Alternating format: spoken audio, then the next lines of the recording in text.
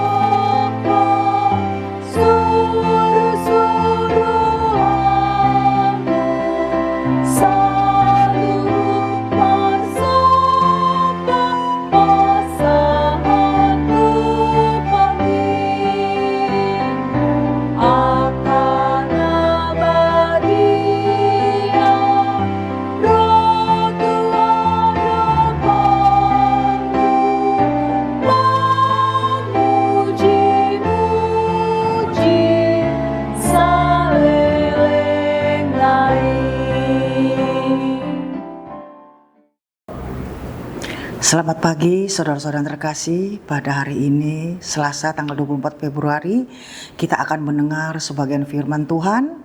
Namun sebelumnya marilah kita berdoa.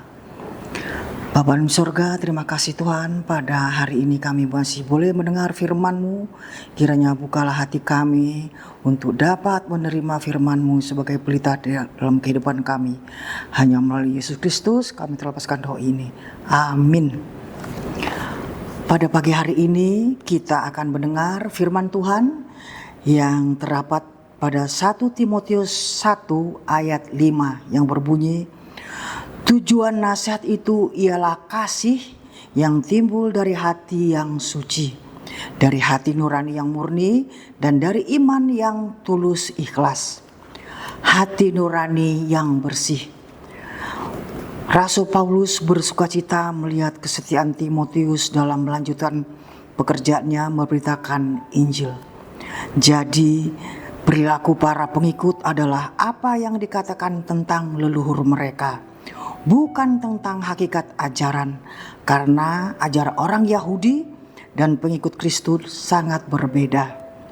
Karena Rasul Paulus melihat bahwa ada warisan rohani dari nenek Timotius, Lois, dan ibunya Yunike yang setia dan tulus. Sebab telah diberitakan Paulus dalam 1 Timotius 1 ayat 5 yang berbunyi, tetapi tujuan perintah itu ialah kasih yang timbul dari hati yang murni, dari hati yang nurani yang murni, dan dari iman yang tulus ikhlas. Hati nurani yang bersih adalah anugerah yang berharga dari Allah. Saat ini banyak orang memiliki hati nurani yang buruk, banyak memiliki hati nurani yang mati, dan tidak malu atau takut melakukannya. Bagaimana dengan perasaan kebanyakan orang saat ini?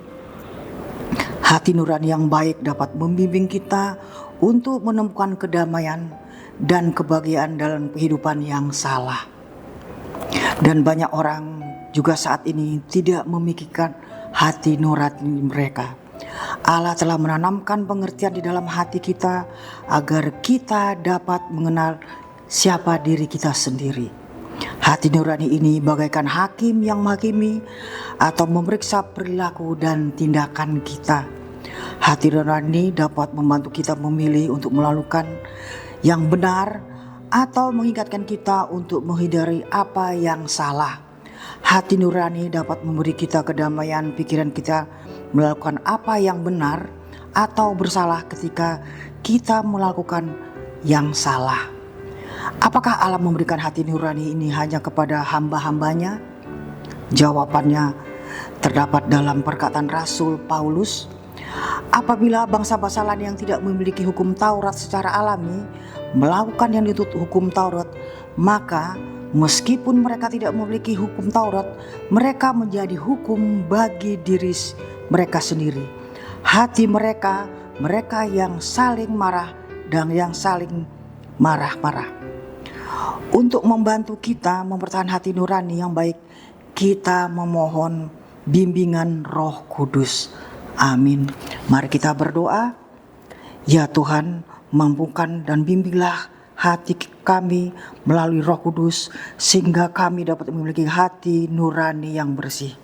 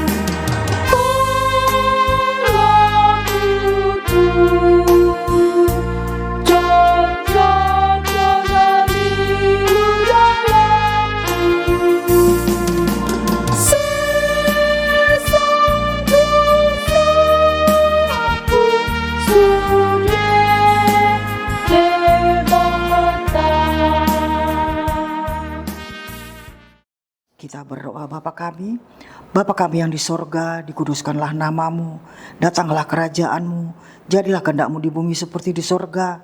Berikanlah kami pada hari ini makanan kami yang secukupnya, dan ampunilah kami akan kesalahan kami, seperti kami juga telah mengampuni orang yang bersalah kepada kami.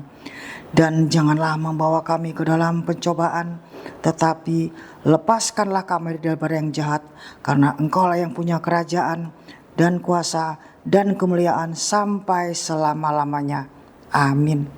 Anugerah Tuhan Yesus Kristus dan kasih setia Allah Bapa dan persekutuan Roh Kudus menyertai kita semua. Amin. Demikian renungan kita pagi ini. Selamat berkarya bagi Tuhan. Tetap semangat, tetap sehat.